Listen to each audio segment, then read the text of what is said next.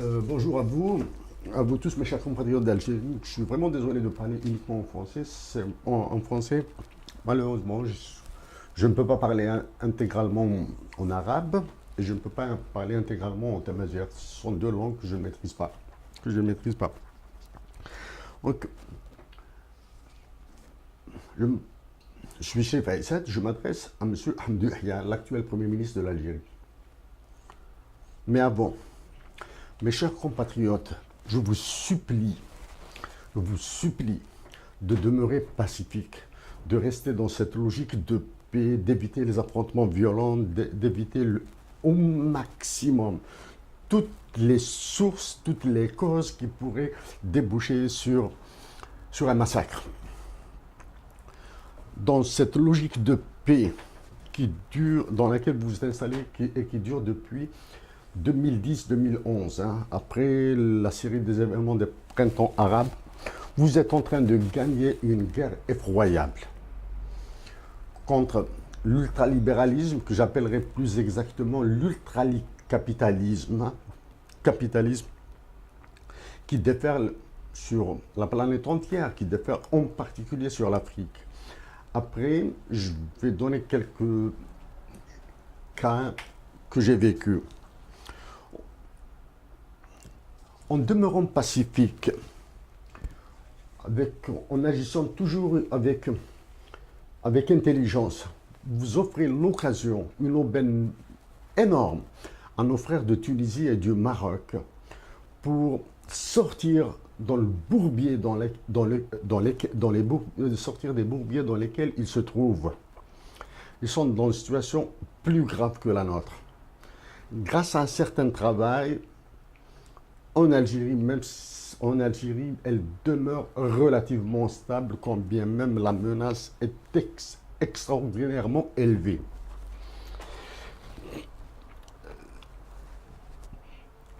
L'objectif de mes compatriotes d'Algérie doit être un seul: la paix.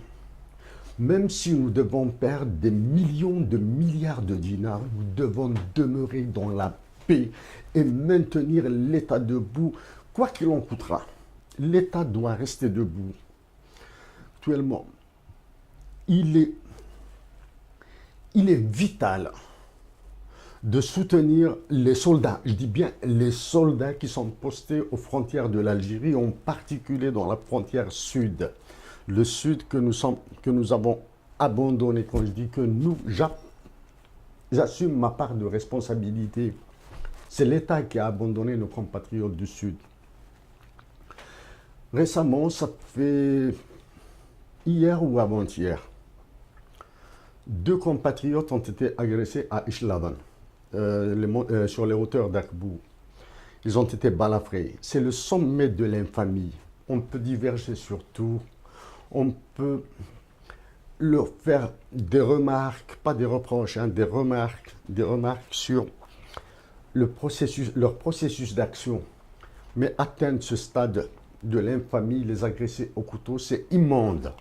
C'est immonde. Ça veut dire qu'ils sont capables de faire pire. Qui sont-ils? Bien sûr, je suis probablement dans une posture, je suis à Montréal, je ne peux absolument rien dire là. Ce que nous avons remarqué, ce qui est remarqué plutôt dans toute la Kabylie, elle a organisé plus d'activités culturelles, que tout l'État algérien. Il est temps qu'elle se calme un petit peu. Donnez le temps, donnez l'occasion, laissez l'opportunité à toutes ces personnes qui interviennent en Kabylie, qui viennent animer des conférences, de faire la même chose à l'extrême est, à l'extrême ouest et à l'extrême sud. Je dis avec toute réserve, je suis les médias algériens. Tous ces écrivains, tous ces chanteurs, toutes ces stars qui défilent à Béjaïa et à Tizi Ouzou n'ont pas réagi à l'agression de 2 compatriotes. ne mesurent pas la gravité dans laquelle ils veulent mettre la Kabylie, déstabiliser la Kabylie et l'embraser. Donc, pour l'amour de Dieu, demeurez dans cette logique de paix. Personnellement, je vous dis d'une manière, Hamlar ma patrie, Hamlar, je ne peux pas, Hamlar ma patrie. Non, non, on passe. Monsieur Ahmed Yahya, je pense avoir suffisamment travaillé modestement sur ma patrie depuis 2012-2013. J'ai utilisé des données probablement non accessibles à mes compatriotes d'Algérie, j'ai utilisé de la documentation récente, probablement c'est un regard très distancié que je faisais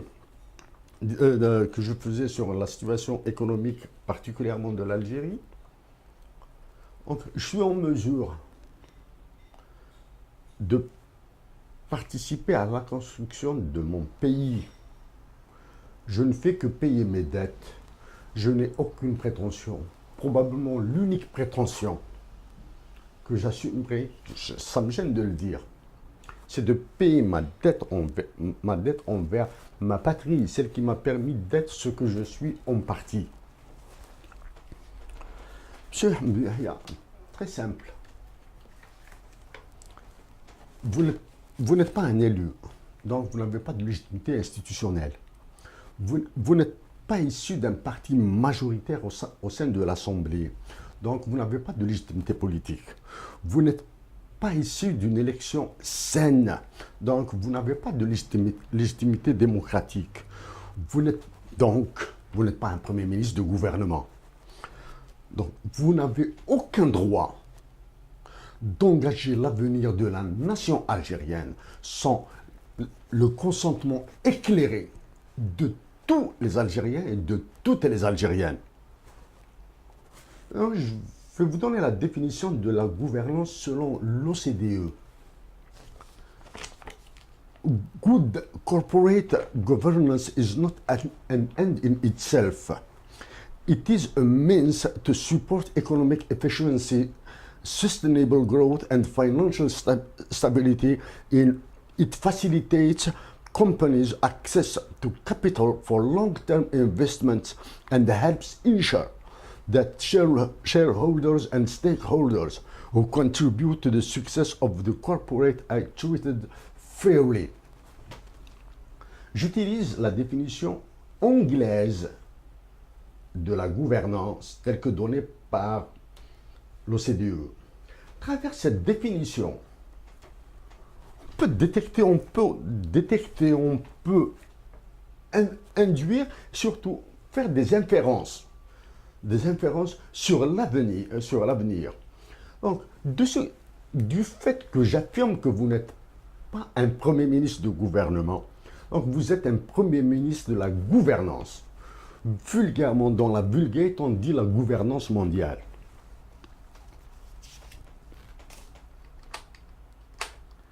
Voilà.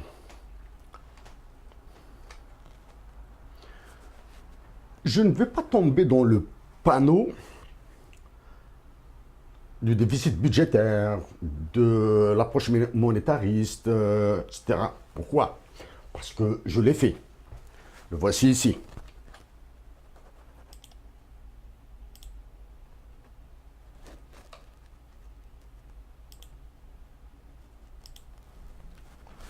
Je l'ai fait soit à travers mes publications par le Centre de recherche sur la mondialisation.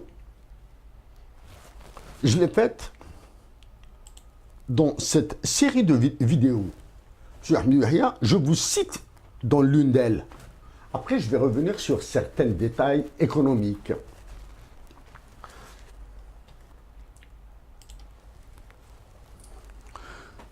Ce que vous ne ferez pas, mais que vous devriez faire, ça, vous devez rassurer les Algériens et appeler à la paix. Vous devez reconnaître, je ne vais pas mâcher mes mots, la bêtise de la dévaluation du dinar. Je vais continuer à le dire, quitte à demeurer l'unique Algérien à être contre la dévaluation du dinar.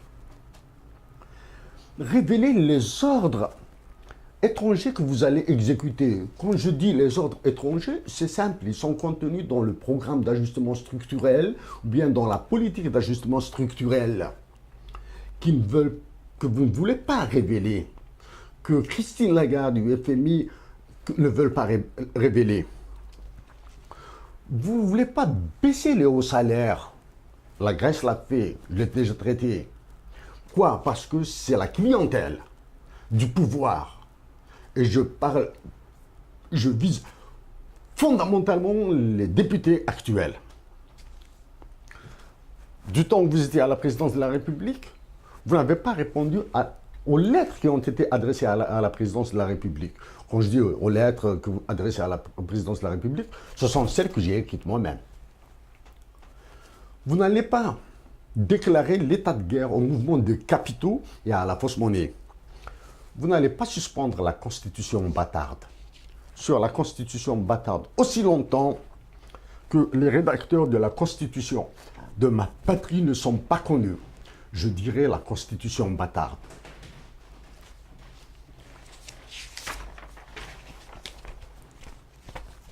Monsieur Hamdou Yahya, ce que vous ferez mais que vous ne devrez pas faire.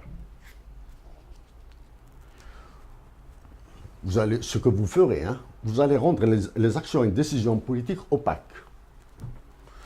Vous allez réduire au silence les ministres clés. Vous allez demander aux ministres clés de ne plus communiquer avec les médias. C'est simple. Pourquoi? Parce que vous ne maîtrisez pas les concepts, les mots. Vous n'avez aucune maîtrise des mots et de ce qui se cache derrière les mots. Exemple de mots ces derniers temps-là, il revient. Bureaucratie, débureaucratiser, débureaucratisation. Si mes compatriotes, les Algériens lambda, comprennent, applaudissent la débureaucratisation, à raison. Demandez à un élève qui fréquente la même école pendant 6 ans ou 7 ans, à chaque rentrée scolaire, 12 papiers, c'est de la folie. Mais ce qui se cache derrière la débureaucratisation, c'est le délestage du contrôle de l'État par les services administratifs de l'État, de toutes les activités qui s'exercent sur un territoire. Ce que vous appelez la débureaucratisation, derrière ce concept, c'est le transfert de tous les contrôles économiques, fiscaux, budgétaires, etc., le suivi des projets nationaux au marché, à des autorités prétendument de régulation. Donc ça, c'est-à-dire vous allez couper tout ce qui est ce qu'on appelle en anglais de street level bureaucrats.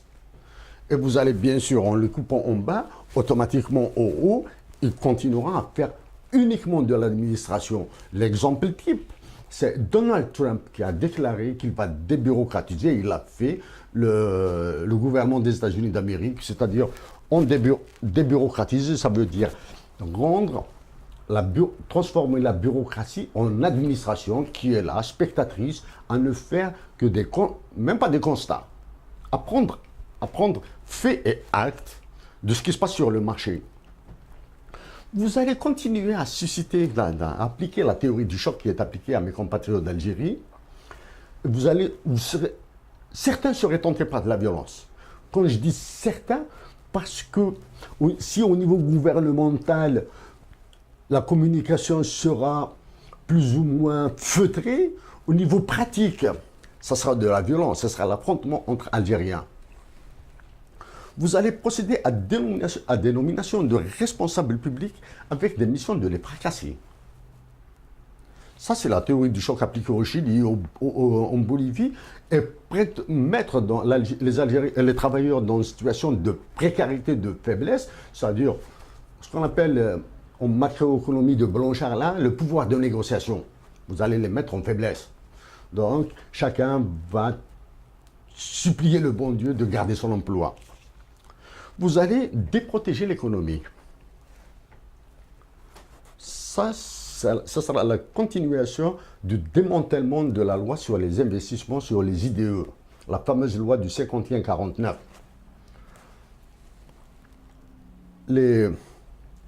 les conseillers de l'Algérie qui viennent du FMI, de la Banque mondiale, de certains think tanks ultracapitalistes, exemple, le dernier c'est Jean Tirole, Nobel d'économie, accompagné de Philippe Aillon, le maître à penser de l'économie capitaliste en France pour Macron. Vous allez attaquer les salaires des travailleurs, mais vous n'allez jamais attaquer les indemnités qui sont accordées aux députés, aux généraux, ou bien les pensions, etc., celles qui dépassent les 15-20 millions par mois.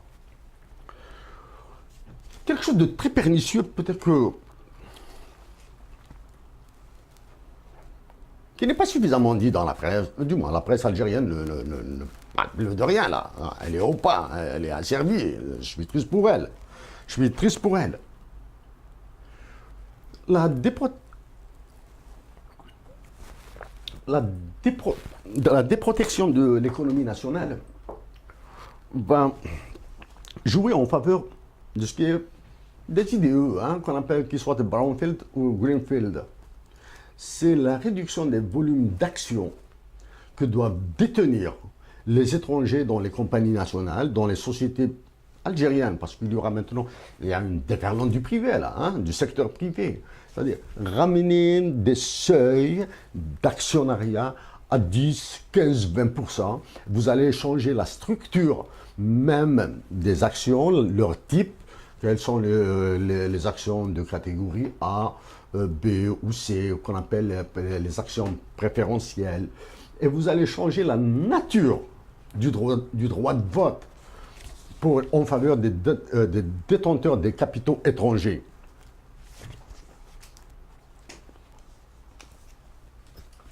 Je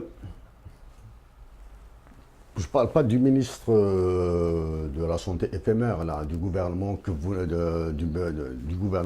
de remplacer, là. Celui d'avant. Ne maîtrisant pas la communication ultra-capitaliste, celle qui est dictée de l'Occident, il a fait quelques déclarations sur la santé publique. Si un quelconque un quelconque système de tarification est introduit dans la santé publique, ce sera un crime contre l'humanité.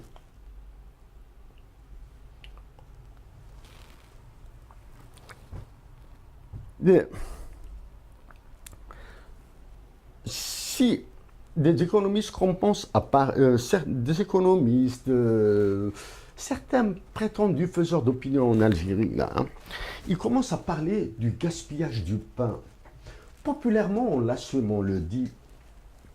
Les Algériens gaspillent du pain. J'en voyais des tonnes au marché Clausel, Messonnier, avant de venir ici. C'est vrai qu'il y a beaucoup de pain dans les poubelles. D'un point de vue populaire, oui, c'est du gaspillage. Mieux encore, dans la tradition amazigh ou dans les croyances musulmanes, haram. Haram. Jeter haram, jeter le khobz, de haram. Dans la tradition, je parle plutôt de la Kabylie, de ma région natale, quand un bout de pain nous tombait des mains, on le ramassait, on l'embrassait, certains le mettent même sur le front avant de le manger. Mais si un économiste, parmi ceux qui vous conseillent, vous parleront de gaspillage de pain, il y a un premier cas, ils sont des crétins, ça m'étonnerait. Mais ils vont utiliser le terme de gaspillage de pain pour vous induire en erreur. Parce que c'est le mot que vous gaspillez, c'est le mot que vous allez comprendre le mieux. Et c'est le mot qui va passer comme une lettre à la poste dans l'opinion publique. Il n'y a pas de gaspillage de pain, monsieur.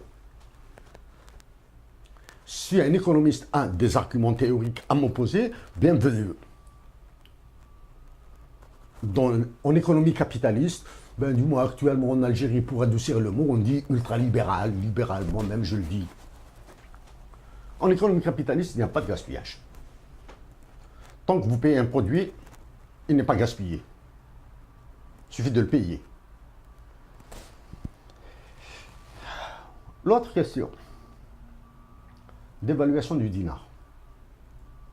Ça, nous l'avons anticipé en 2015. Une autre dévaluation du dinar se dessine. Même quand, déjà que j'étais radicalement contre la dévaluation du dinar, les dévaluations précédentes, pour la prochaine, je vais encore dire que c'est un crime contre l'humanité en Algérie.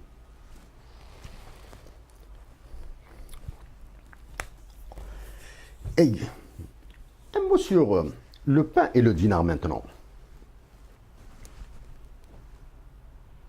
Si les économistes qui vous conseilleront ne vous parlent pas de l'élasticité prix-demande, hein, l'élasticité prix-demande du pain, s'ils ne vous parlent pas de l'élasticité prix du pain revenu, le prix du pain, l'élasticité du prix du pain par rapport au revenu, s'ils ne vous parlent pas de l'indice de Gini de la pauvreté dans le pays. Oui, bon, ben, si vous le croyez, ça sera très grave pour l'Algérie. Ben, je vais vous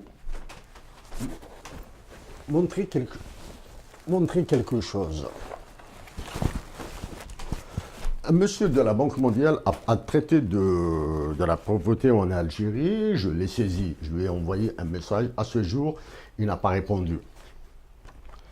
J'ai ici une étude faite par, normalement, Economic Modeling.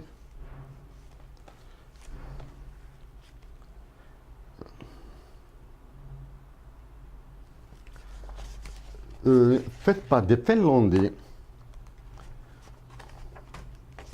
faite par une équipe finlandaise ou danoise, qui est normalement disponible en Algérie. Bon, là apparemment je ne l'ai pas, c'est pas grave. Plus ici. Cette étude économique, l'étude de la pauvreté en Algérie concerne deux régions. On peut discuter des modèles, etc., d'analyse, mais elle concerne la région d'Idjar en Kabylie et la région de Tiaret. Ils ont relevé le poids de l'immigration dans la réduction de la pauvreté. Mais dès qu'on enlève ce paramètre, la situation devient tragique. Ça, c'est une étude universitaire danoise ou finlandaise. Hein, je ne l'ai pas sur la main.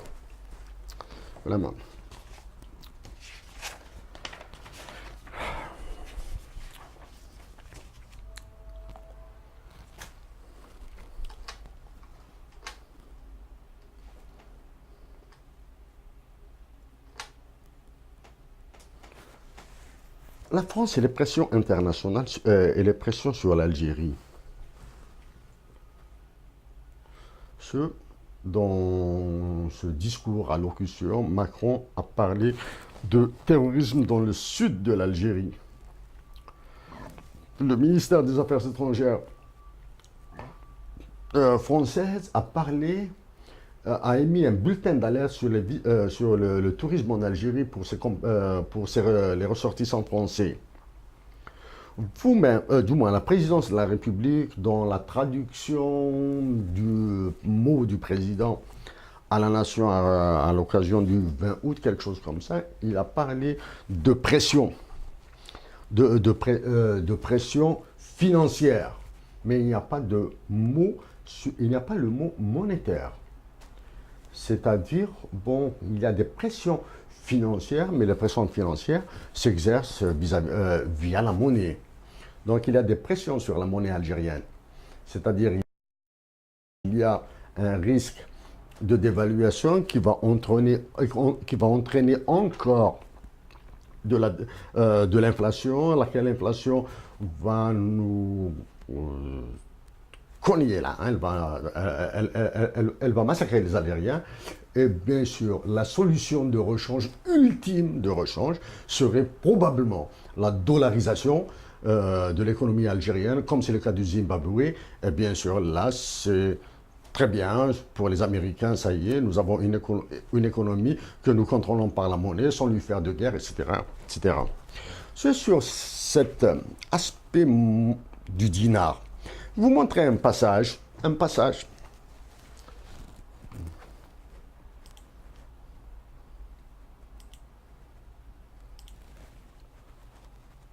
Là.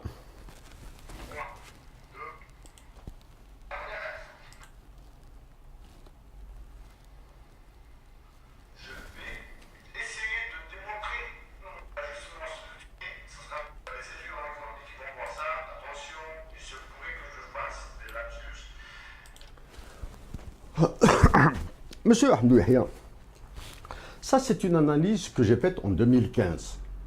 Je reconnais que dans cette partie-là que j'ai faite à Ottawa, si la première partie je l'ai faite à Montréal, la deuxième partie je l'ai faite à Ottawa. Mon ivresse, je dis bien mon ivresse, voilà, m'a peut-être fait oublier de traiter de la condition de stabilisation de la balance des paiements de l'Algérie via la condition qui est appelée communément dans la théorie la condition de Marshall-Lerner. Il fallait que je gagne du temps, j'étais fatigué, etc., etc.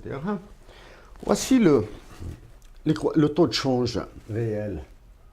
E égale le taux de change nominal multiplié par les deux indices des prix, du moins par le rapport des deux indices des prix. Pour simplifier les calculs, et vu mon ivresse là, j'ai dit que E égale 1. Alors qu'avec le dollar, il est à 111, du moins, le taux officiel de la banque, hein, il est à 111, 112 dinars, celui que j'ai vu avant-hier. Ça, je me suis rattrapé sur cette...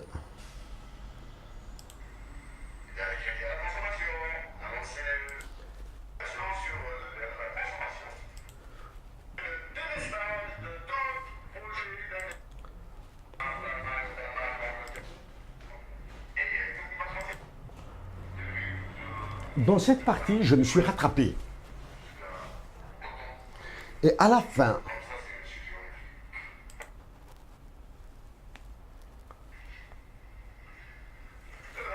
je me suis rattrapé dans l'approche de la trappe de liquidité financière dans laquelle se trouve l'Algérie. Bien sûr, je n'ai pas de données officielles. La Banque centrale balance du n'importe quoi. Elle n'est même pas foutue avoir un site internet dynamique. Elle balance du n'importe quoi. Je me suis rattrapé ici. Là, on va voir cette histoire de l'ONCEJ. Vous parlez, bon, la presse parle de financement non conventionnel. Bon, on parle du rachat des dettes, etc. On parle surtout des déficits cumulés. Ça, c'est une belle gymnastique linguistique de sémantique, là. Le cumul des déficits budgétaires des années précédentes. Monsieur, s'il y a un déficit budgétaire pour l'année en cours, enfin, il peut être assumé, à la limite, il peut être assumé. Mais les précédents, là, c'est de la dette publique. Maintenant, et si la dette publique a été cumulée sur 15-20 ans, faire payer les Algériens, faire payer toute cette dette aux Algériens en 2017-2018, c'est les flinguer, là. Hein? C'est carrément leur tirer dessus, là. Sur l'État, il évite les financements, il peut éviter les financements conventionnels. Ben, l'État peut effacer la dette. L'État algérien peut laisser courir les déficits. Et puis après. Donc, dans les financements conventionnels, je lis quelques bribes comme ça dans la presse pour voir quelles sont, pour essayer de voir quelles sont les déclarations officielles, hein. Les avis des journalistes ou de certains économistes, bon ben ils valent autant que ceux ils valent moins que ceux du fellah et du paysan.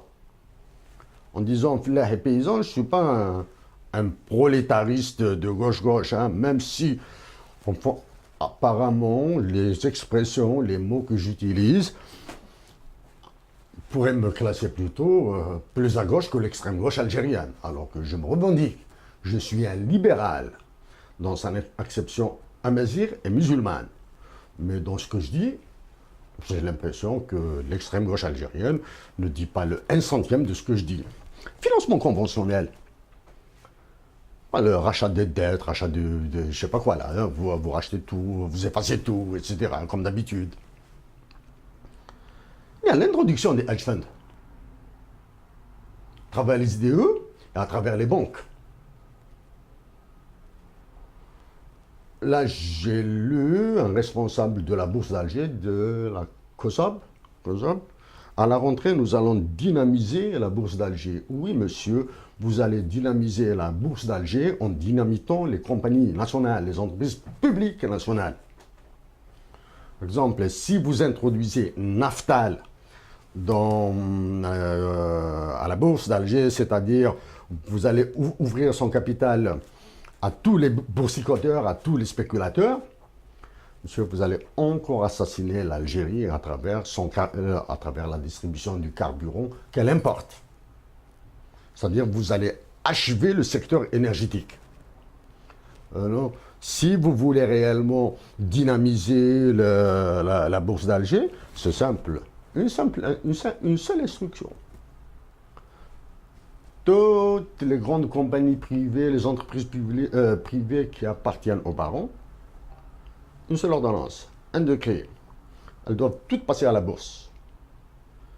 En fonction des chiffres d'affaires ou des bénéfices, on va divulguer quels sont les actionnaires, quels sont les mouvements de capitaux qu'elle fait, c'est-à-dire quelles sont les devises qu'elle exporte, quelles sont les devises qu'elle exporte, qu'elle fait sortir, qu'elle réinjecte dans l'économie nationale. Là, on verra maintenant quels sont les prédateurs réels de l'économie algérienne.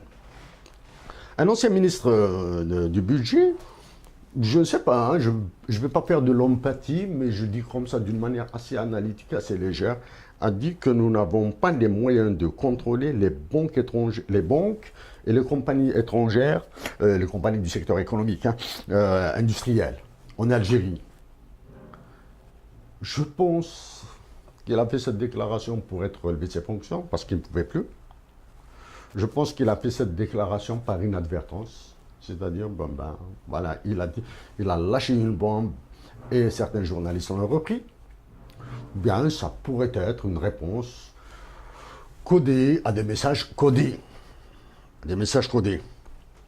Il a dit ça. Maintenant, si vous tapez sur les Algériens alors que vous êtes incapable de taper sur le secteur bancaire étranger qui sévit en Algérie, et vous êtes incapable, et si vous êtes incapable de taper sur les entreprises étrangères qui sévissent en Algérie, ce n'est plus, on ne peut plus parler d'État. On peut parler de petits gestionnaires d'un pays qui n'a pas offert à l'humanité une révolution. En parlant des pressions internationales françaises, elles s'exercent via 4 ou 5 canaux là, 4 ou 5 canaux. Premièrement, les migrations. Ça, je l'ai traité dans un truc de presse. La corruption, la grande majorité, je vais dire, pas mal d'Algériens qui traînent des ardoises là, sont des résidents français. Le président de la France était inspecteur général, ministre de l'économie, des finances et du budget. Et maintenant, il est président de la République. C'est-à-dire qu'il tient l'Algérie par ses barons qui sont installés, qui ont qu'à un certain moment, l'Algérie, notre patrie, toutes les déclarations d'amour ou je ne sais pas quoi là, qu'ils font en Algérie, Maintenant, après que l'eau commence à bouillir, ils sont installés en France. Donc ça, c'est un instrument de chantage. Deuxième instrument de chantage, le plus grave, c'est les forces armées françaises au Mali. Il suffit, tous les Algériens qui ont fait le service militaire, ils n'ont même pas besoin de ça, qui ont fait le service militaire vous diront, pour, il suffit d'offrir le quartier libre aux forces armées pour que toute la masse de terroristes là, qui soient religieux, liés aux migrations, à la traite des humains, aux narcotrafiquants, aux mafias liées à la contrebande des pierres précieuses, à l'islamisme, pour qu'elle déferle sur l'Algérie par le sud. Maintenant, si nous avons des violences en nord, si par malheur l'armée algérienne intervient en nord, adieu le sud là. Nous allons encore abandonner le sud. Sur l'intégrité du territoire algérien, ses richesses naturelles, sans le sang de ce que nous allons faire à cette patrie, c'est leur dignité qui est en jeu. Moi, je ne fais que payer mes dettes envers eux. Si je peux encore, je ne fais que petitement.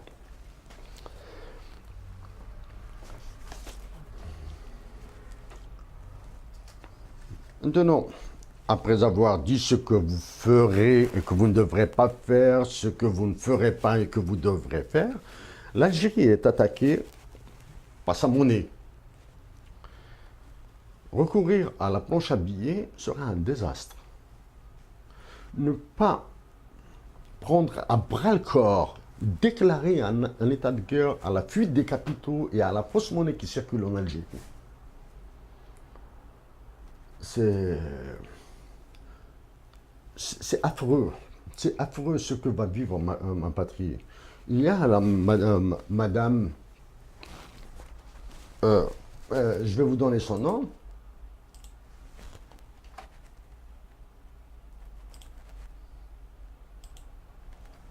Madame Françoise Marinelli, la voici, directrice du département Maghreb et Malte, Moyen-Orient et Afrique du Nord du groupe d'action financière internationale, le GAFI en anglais, on avait FETF. Il n'est pas venu en Algérie. J'attends sa réponse. Je l'ai saisi. Je n'ai pas l'habitude de parler de mes actions privées, et ce n'est pas aujourd'hui que je vais en commencer.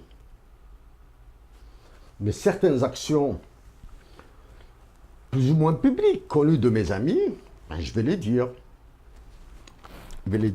Je l'ai saisi là. Il y a une question de partage de l'Afrique qui est en jeu. J'ai saisi. Donc, cette dame du GAFI qui est passée en Algérie, elle doit sûrement vous avoir dit des choses pas agréables sur le blanchiment d'argent, sur les trafics en tout genre, qui viennent du Sud, qui viennent du Maroc, qui viennent de Tunisie, etc., et qui traversent l'Algérie. Bien sûr, ceux qui viennent de Libye, là pour la Libye, c'est un Capharnaüm. Hein. Je ne sais pas si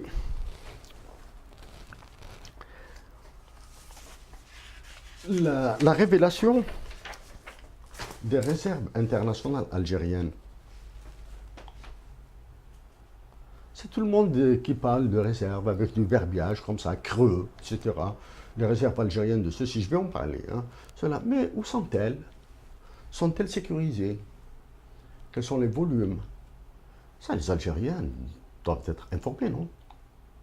Ils doivent être informés, ils doivent savoir où sont les réserves internationales, comment est-ce qu'elles sont réparties, dans quelles banques elles ont été placées. Maintenant, si une partie est sur les marchés financiers et de la spéculation, ça, je ne sais pas. Hein? Je ne sais pas, il faut le dire là. Nous avons saisi, je vais vous parler de certaines lettres que j'ai écrites. Après,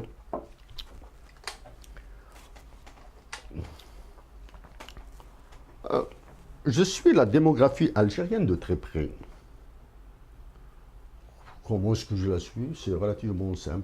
Quand je travaillais sur, sur les démographies des autres pays, comme le Sénégal par exemple, comme le Canada, comme je ne me souviens plus de quel pays là j'ai traité. En tout cas, j'ai donné des exemples dans mon livre, le livre de la jarre pour la nation. Algérie, le livre de la jarre pour la nation. J'ai donné quelques exemples. Je ne sais pas si vous voyez les chiffres qui sont ici. Ce sont des chiffres de la Banque mondiale du 22 août passé. Quand je lis ces chiffres 100 et 100 et 602,6, je les prends tels quels. Je peux dire énormément de choses sur ces chiffres, mais ce sont les chiffres de la Banque mondiale, c'est-à-dire la Banque mondiale utilise ces chiffres pour vous balancer des traitements de un traitement de cheval que vous êtes en train d'appliquer aux Algériens qui n'ont absolument rien fait de mal. 100 et 102. Si je fais une translation très simple vers l'indice synthétique de fécondité, il est inférieur à 2,1. Ici, je fais 100 plus 102, je trouve 202, je divise par 202, c'est ça, je divise par 100, je trouve 202, qui est inférieur à l'indice synthétique de fécondité. Ça veut dire que toutes les salades qui vont être racontées par cet expert en démographie de l'INED, comme par hasard français, c'est toujours un Français qui vient en Algérie, hein, des nostalgiques de l'OAS ou bien de l'Algérie française, là. C'était du pipeau. Ces chiffres que je viens de voir ici, ils sont différents de ceux que j'ai utilisés dans mon livre. Mais ceux que j'ai utilisés dans mon livre sont identiques à ceux des Français. Parce qu'il n'y a pas eu de... Je pense que c'est une question de mise à jour de données. Quand vous étudiez ça, quand on étudie par les masses là de 0 à 19 ans, de 20 à 64 ans et 65 ans et plus, je vous signale que l'Algérie commence à avoir ce qu'on appelle les super-centenaires, c'est-à-dire les personnes âgées de 100 ans et plus, 1791, etc. Quand on commence à calculer des ratios de dépendance, qu'il s'agisse des populations de 0 à 15 ans et de 65 et plus sur le reste, etc., ou bien de 0 à 19 ans dans le cas de l'Algérie, bon, ben, maintenant il faut voir quels sont les standards, quelles sont les équations qui sont utilisées. Personnellement, je pense avoir utilisé celle de 0 à 15 ans, là, hein, je ne me souviens pas très bien dans mon livre, là, dans mes calculs.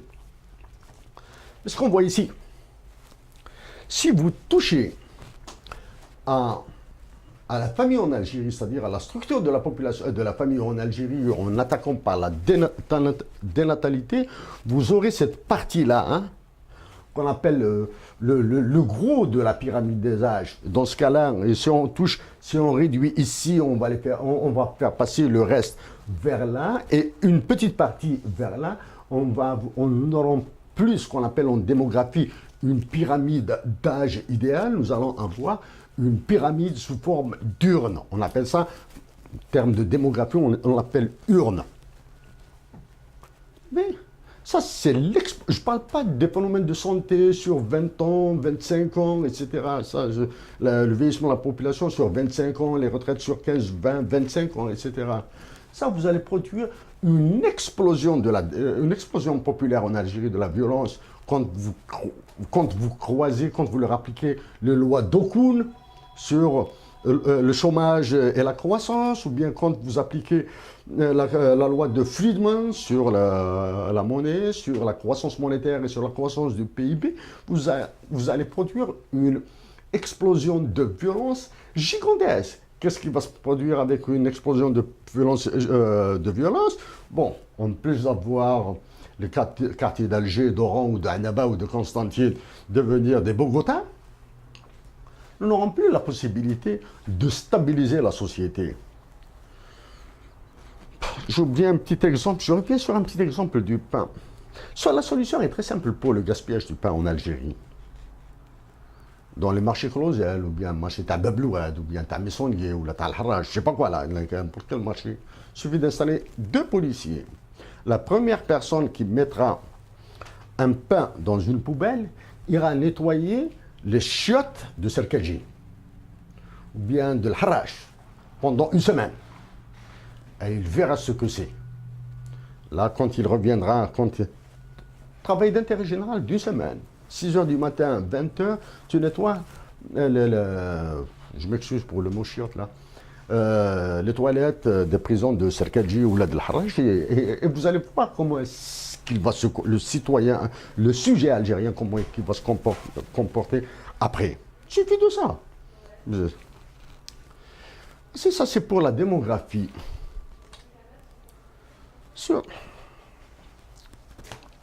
Je le répète, la Martinique a demandé 2,6 milliards d'euros pour la France.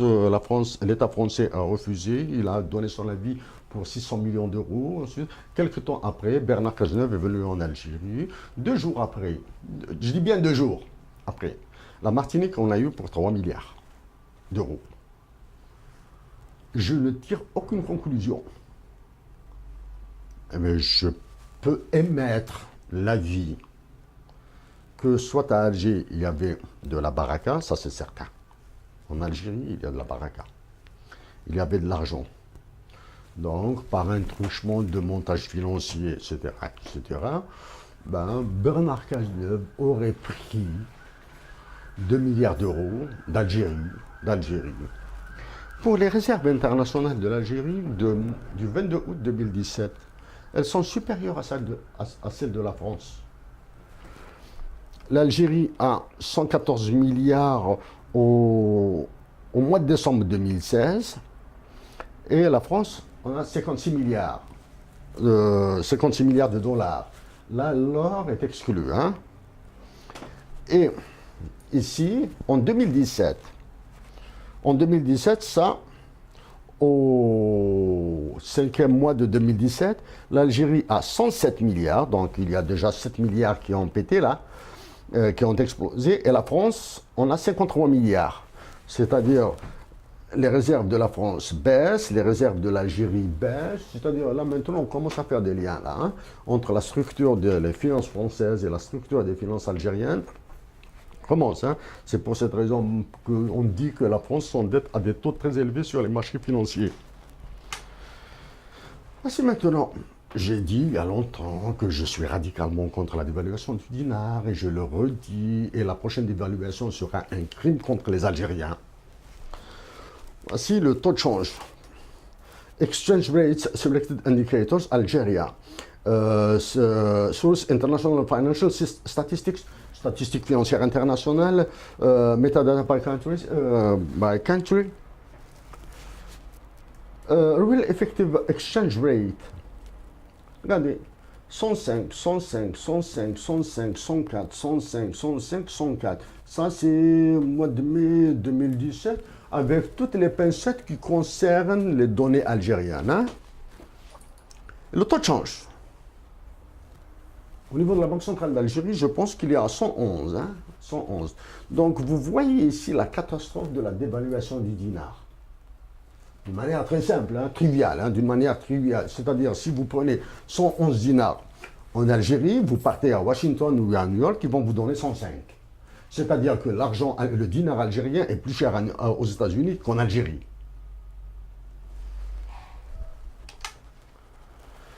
Alors, c'est la majorité de l'Algérie.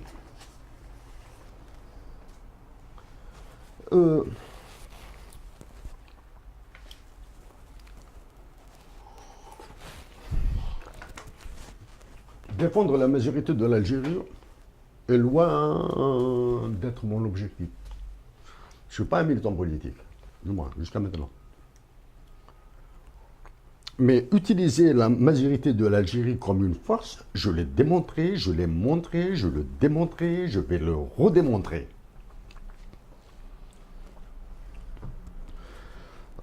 Dans la lettre qui a été adressée à la présidence de la République en 2014,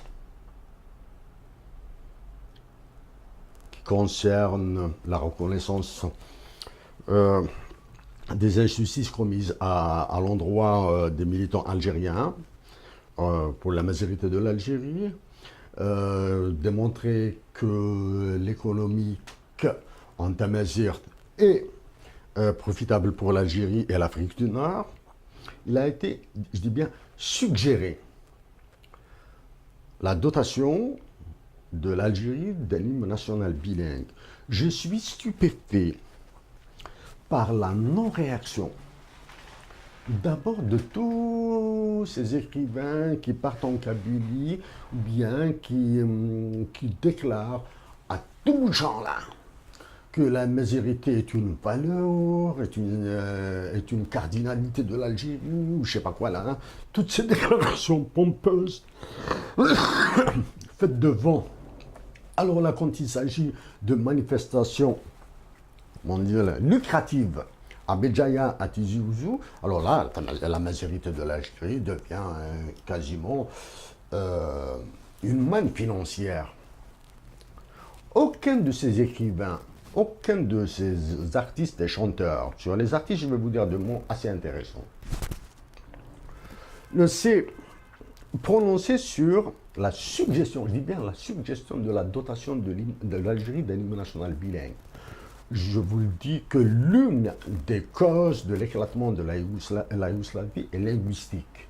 Elle est liée à la langue, aux différentes langues parlées en Yougoslavie. Hein. L'une des causes, je ne dis pas que c'est l'unique cause, hein, l'une des causes. Et on doit faire la différence entre la corrélation et la causalité. Hein. On doit faire. Aucune de ces stars, aucun de ces écrivains, et surtout les anciens détenus de 1980 et 81. Parler de la dotation de l'Algérie d'un hymne national est devenu quasiment une hérésie. Hein. Tous les sujets sont discutables en Algérie. Si nous n'arrivons pas à discuter, à dialoguer et à débattre de nos problèmes à l'interne, ce sont les autres qui vont nous imposer les solutions. Et la solution qu'on impose dans les pays où il y a ces difformités linguistiques et identitaires, c'est la partition. Moi, j'appartiens à ces Algériens. Je suis un de ces Algériens qui aime sa patrie. J'aime ma patrie. Ma patrie. Intégralement. C'est-à-dire de Engzem, là, au fond, jusqu'au dernier centimètre carré, je ne sais pas moi, du côté de Marmouya, là. Ou bien de Omtbou, là, du côté de l'Est, là. La majorité de l'Algérie ne concerne pas Tizi Ouzou ou Fgaïf. Elle concerne d'abord l'extrême sud, où il y a nos frères. Elle concerne l'extrême est. Elle concerne l'extrême ouest. Voilà pour la question Amazir, et je suis stupéfait. Hein. Même les anciens détenus de 80-81 n'arrivent pas à en parler.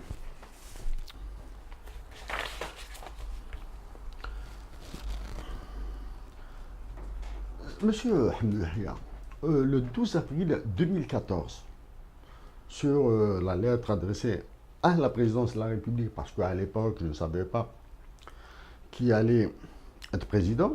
Il y avait à l'époque Abdelaziz Bouteflika et Louis Ahnoun, candidats. Il est écrit en décrétant par ordonnance présidentielle l'officialisation de la langue tamazigh, en initiant un processus de reconnaissance par l'État national des préjudices causés à tous les Algériennes et Algériens ayant sacrifié leur vie, leur famille pour notre identité, lançant un chantier national pour la généralisation de développement de l'enseignement et diffusion de tamazigh, en ordonnant une ordonnance de programme ad hoc pluriannuel pour les financements nécessaires. Son contrôle par l'Assemblée et des comités citoyens et populaires sera un instrument garant de son effectivité, en imposant une initiative à doter la République algérienne d'un hymne national bilingue exécuté en tamazigh et arabe. Donc la question de la dotation de l'Algérie d'un hymne national bilingue a été placée en dernier. Ça, c'est pour vous montrer que toujours Hamla Tamoutio, Hamla ma patrie. Donc ça, ce n'est pas de la prétention, c'est de la lucidité. Je reviens à la question. À ce jour, vous n'avez pas répondu. Je vous rappelle que l'Algérie s'est libérée sans État, sans armée et sans hymne national. Il avait fallu un coup de génie de Abanaman pour demander à Moufdi Zakaria de faire un hymne national en arabe, du moins qui a été fait en arabe pour les Algériens, pour les fédérer autour d'un chant d'amour qui va leur donner de l'énergie, aux côtés d'autres chants révolutionnaires. En 63, Hussein Aïd Ahmed avait demandé un hymne national, un nouvel hymne national par voie de concours. Sur cette proposition de Hussein Aïd Ahmed, ce n'est qu'après que je l'ai découverte. Maintenant, en Algérie, vous refusez d'aborder ces thématiques. Pourquoi?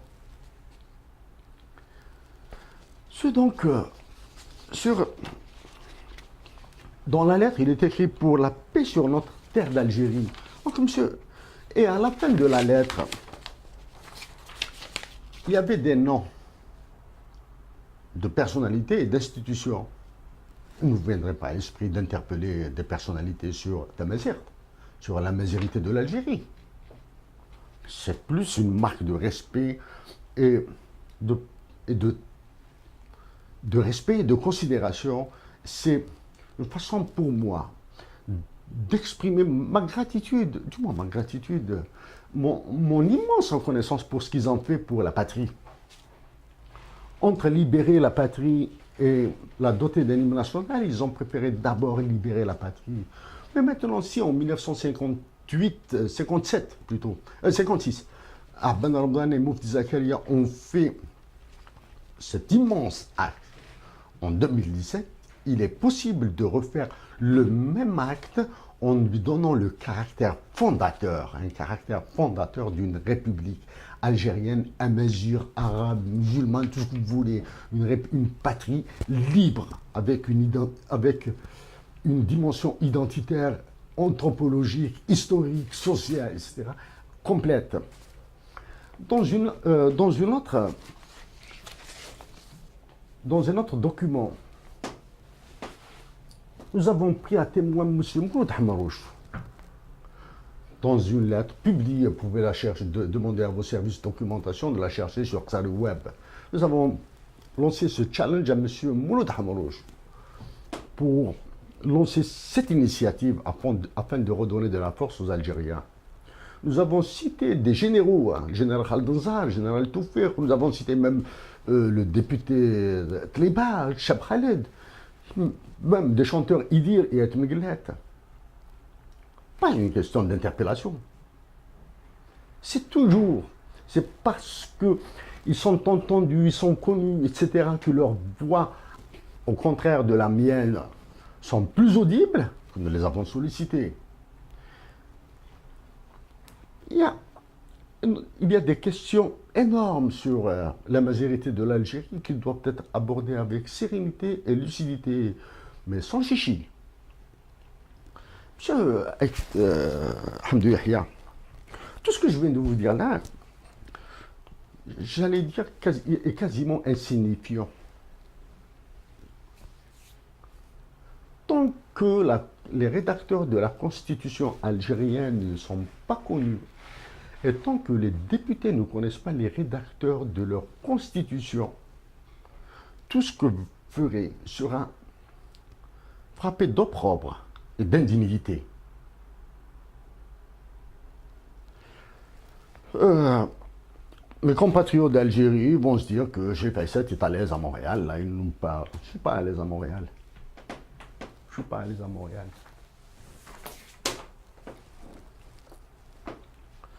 Le mois de juin 2017, au président de l'Assemblée populaire nationale, Conseil de la Nation et Conseil constitutionnel, l'objet de la lettre paix, dignité et immaturité de l'Algérie. Nous avons demandé à ce que toutes ces informations soient révélées pour les Algériens. Quels sont les rédacteurs de la Constitution? Vous allez me dire pourquoi vous vous attachez à cette question. je m'attache à cette question, je m'attacherai à cette question aussi longtemps que je ne connaîtrai pas les rédacteurs de la Constitution de mon pays. C'est ma patrie, c'est la Constitution de mon pays. Je ne voudrais pas que la Constitution de ma patrie soit une Constitution bâtarde. J'ai envie de mettre des noms d'Algériens pour l'histoire. Et aussi, j'ai peur de savoir qu'il s'agirait probablement d'un monsieur comme Noah Feldman. Monsieur Hamouria, nous avons saisi aussi l'ONU. Nous avons saisi l'ONU et l'ONU pour lui demander de révéler les accords secrets qui seraient signés entre l'Algérie et le FMI à travers ces dispositions, à travers le guide du dialogue des services du FMI avec les parlementaires, et en ouvrant plus son code de bonnes pratiques pour la transparence des politiques monétaires et financières et de rendre publique l'équation du calcul du taux de change effectif réel d'équilibre de l'Algérie. Je m'accrocherai à ces équations mathématiques, même si je suis un passionné de la littérature et de la poésie, les mathématiques aussi m'intéressent et l'économique, c'est ma passion. Je m'attacherai viscéralement à ces équations parce que j'ai peur, oui, j'ai peur pour ma patrie. Si le taux de change et le prix du baril du pétrole sont dans une relation positive,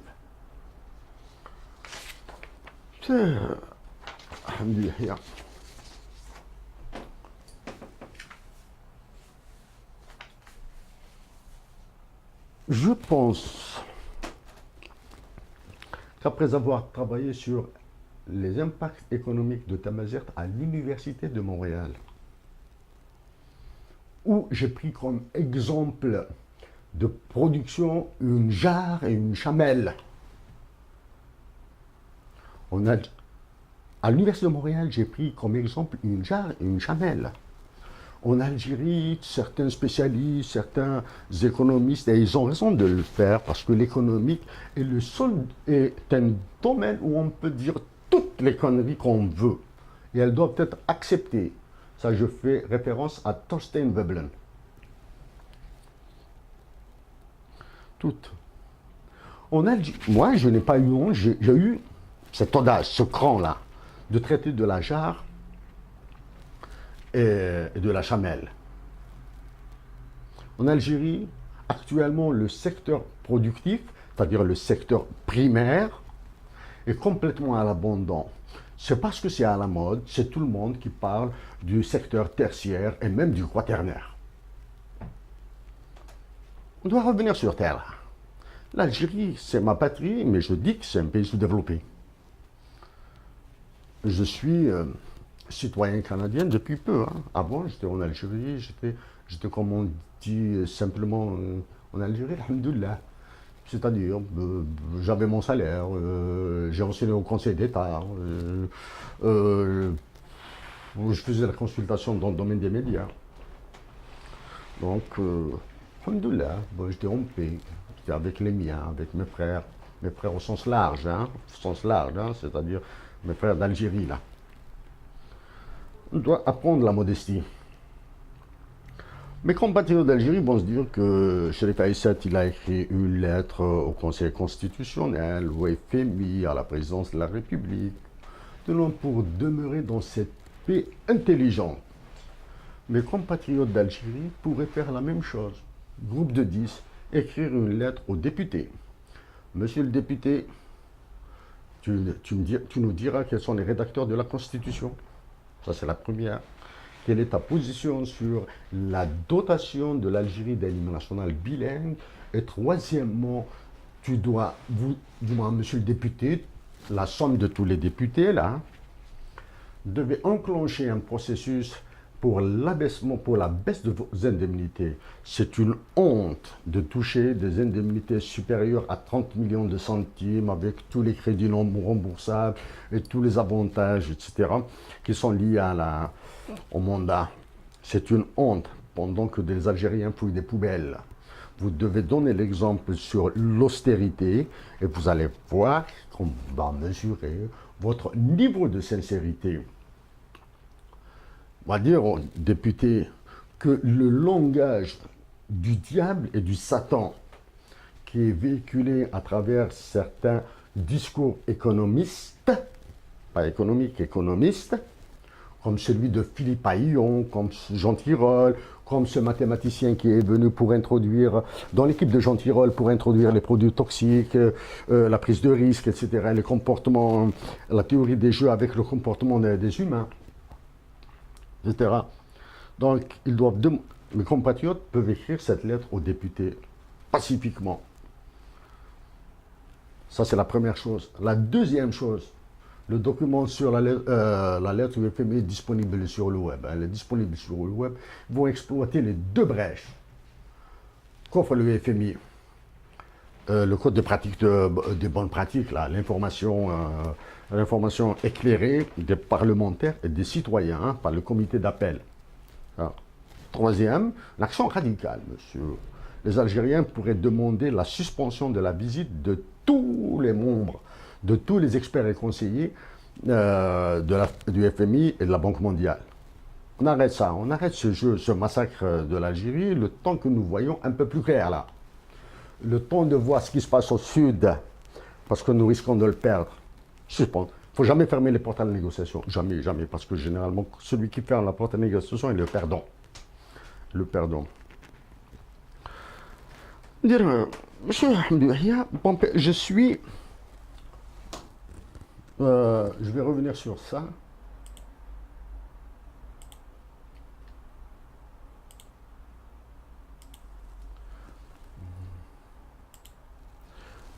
Je suis l'auteur de ce livre, Algérie, le livre de la jarre pour la patrie, paix, action nationale et internationale, droits humains, analyse normative positive et économique, impact économique nationaux et internationaux de la majorité.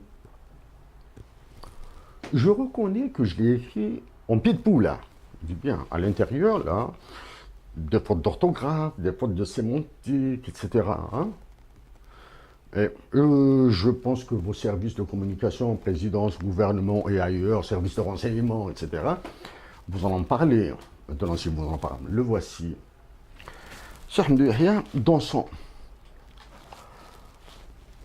Dans ce livre que j'ai écrit en pied de poule, son prologue et son épilogue sont des messages d'amour. Ça, c'est pour la postérité. C'est un amour pur et violent pour ma patrie. Si on peut me reprocher, et d'ailleurs, à raison, hein, certaines formes de sémantique, de construction de phrases, les fautes d'orthographie, non, là, à gogo, là, hein, parce que je me perdais entre les passages en anglais et les passages en français, etc. Ils peuvent me reprocher ça, ils peuvent tirer à boulet rouge sur la sémantique, sur l'orthographe, etc. Mais je défie tout le monde de m'attaquer sur les simulations que j'ai faites. Simulations de calcul. Hein. Je défie tout le monde de m'attaquer sur l'exactitude des chiffres et je défie tout le monde de remettre en doute les modèles et les équations mathématiques qui ont été utilisées. Monsieur Hamdou Yahya, quand on écrit un livre avec un prologue et un épilogue d'affection, entre les deux pages, entre ces deux pages, la première et la dernière page, on s'interdit de s'amuser. D'autant plus qu'il s'agit de la patrie, de ma patrie.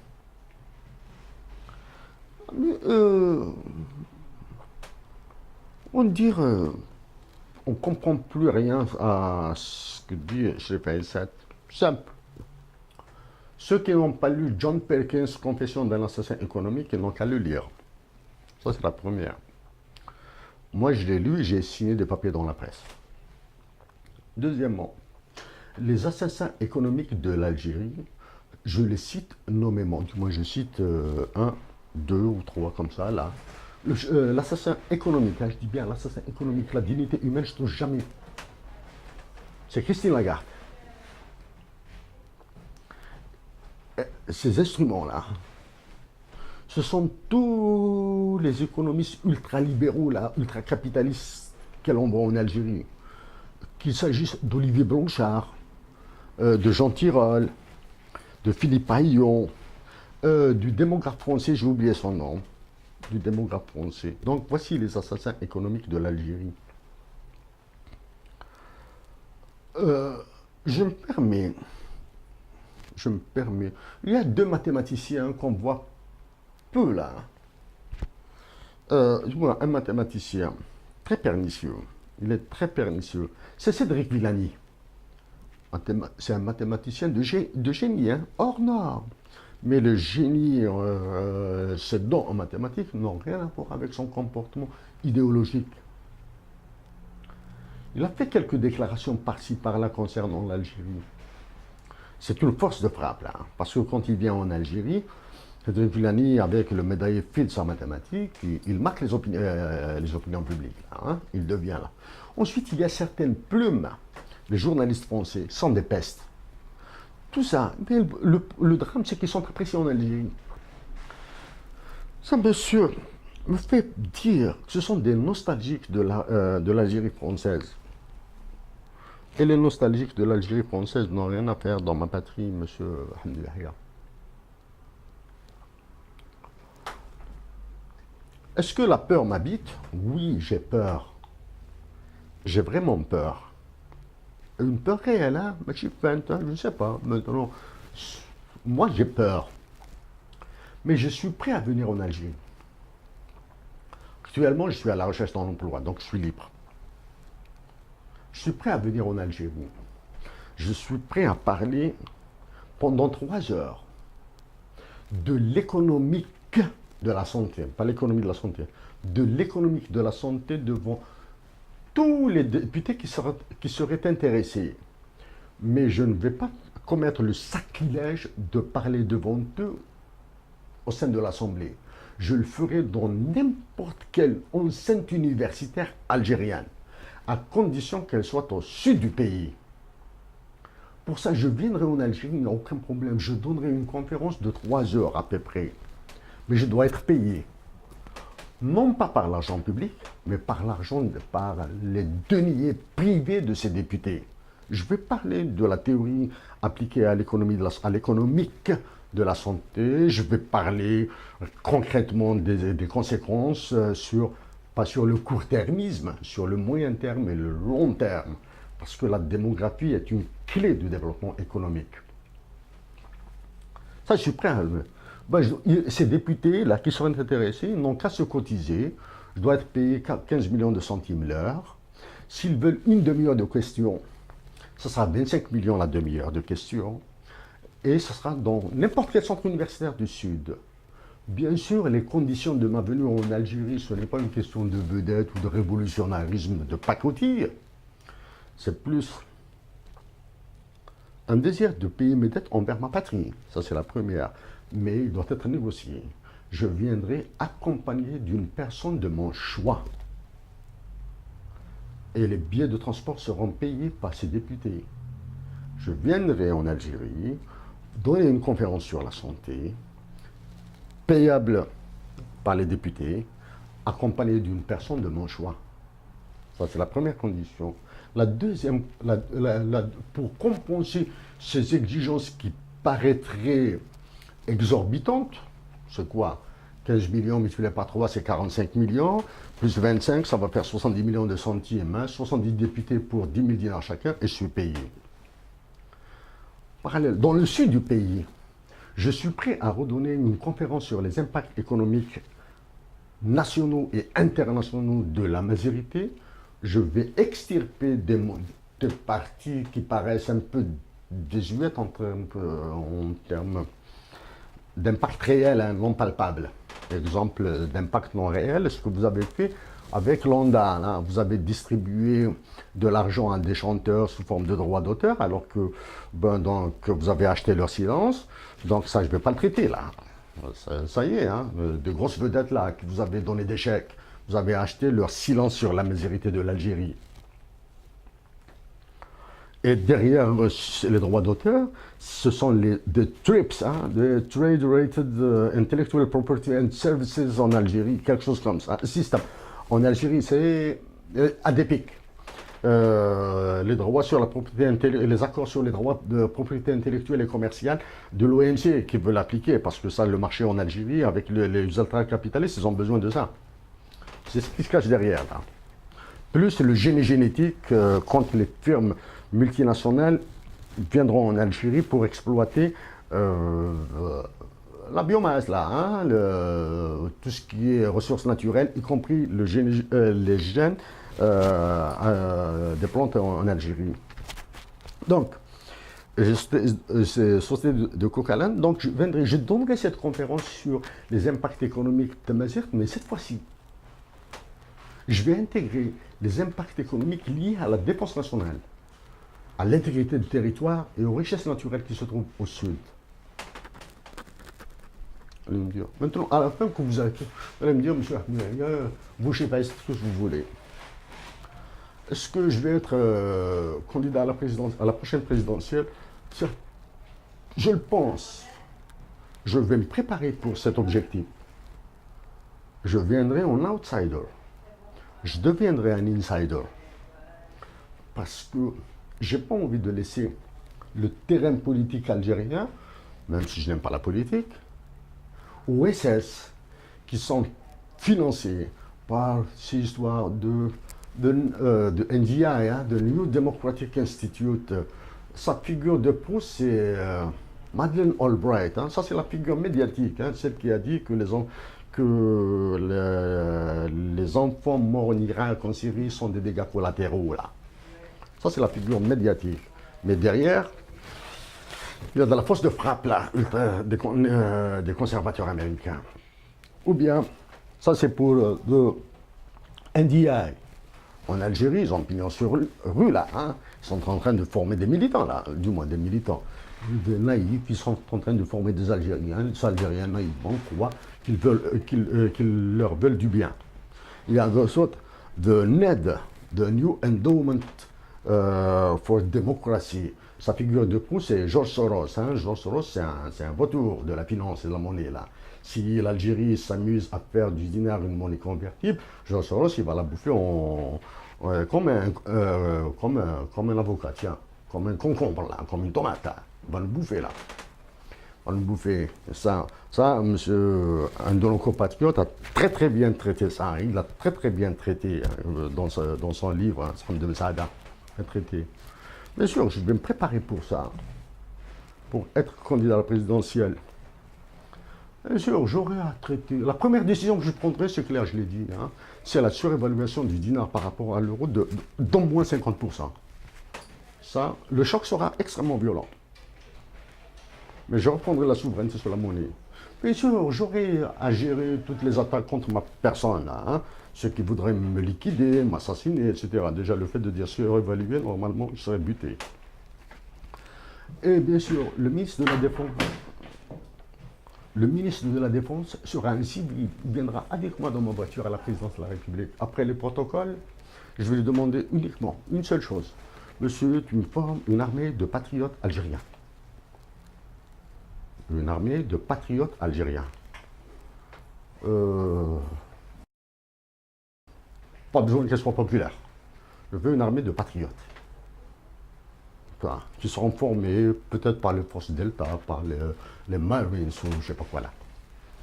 Mais je veux une armée de patriotes. J'aurai à gérer la crise de l'eau, j'aurai à gérer surtout, le réservoir du dioxyde de carbone qui est à un salaire. Ça, c'est la théorie des jeux, là, ça sera extrêmement violent. Je ne sais pas si j'aurai une bonne équipe qui va m'aider à gagner ce jeu. Hein. C'est la théorie des jeux extrêmement complexe. Hein. C'est le plus grand réservoir de dioxyde de carbone au monde. c'est plus que Tchernobyl, c'est plus que Fukushima, c'est plus que Bhopal réuni là, hein, ou bien Three Mile Islands. Tout ça, c'est en Algérie, ça. Il faut que je gère ça là. Je vais regérer la fraternité en Algérie là. Je vais la reconstruire. Et je vais ouvrir ce front contre le franc CFA en Algérie et contre la France en particulier.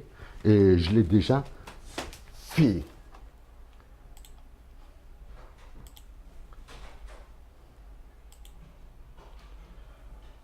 Je l'ai déjà fait dans cette conférence sur les impacts économiques de Tamazir.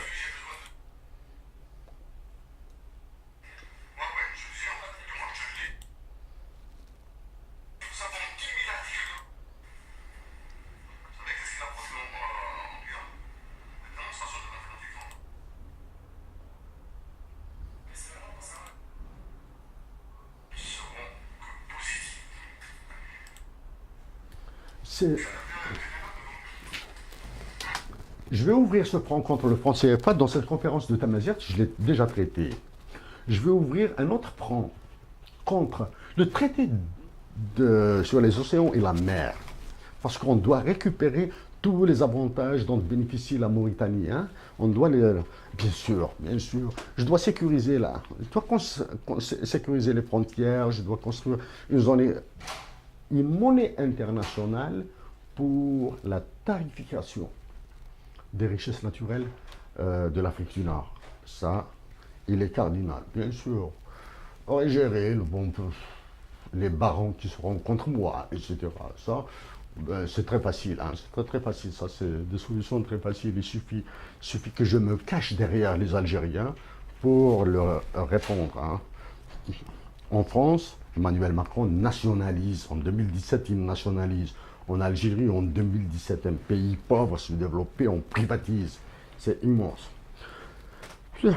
Pour terminer avec ça, je vous le répète, humblement, vous n'avez aucun droit d'engager l'avenir de la nation algérienne dans le cadre d'une constitution bâtarde. Vous avez la possibilité d'appeler à la paix, à rassurer les Algériens et à les ressouder avec un hymne national bilingue. Pour ça, il faut d'abord, je suis d'avis avec vous que ce sont les intellectuels, les écrivains, les chanteurs, les artistes, etc., qui doivent prendre des positions publiques au lieu de nous faire des déclarations de circonstances et de postures. Monsieur Ahmed Yahya, c'est Chikaïset qui vous a parlé de Montréal. Je vous invite à dire autant que moi que vous aimez l'Algérie, autant que moi. Parce que là, ce jour-là, je travaillerai probablement avec vous. Mais sinon, tant que vous n'avez pas cet amour que j'ai pour ma patrie, monsieur Ahmed Yahya, vous allez me trouver. Je continuerai à travailler pour ma patrie, même si je dois rester tout seul. Voilà.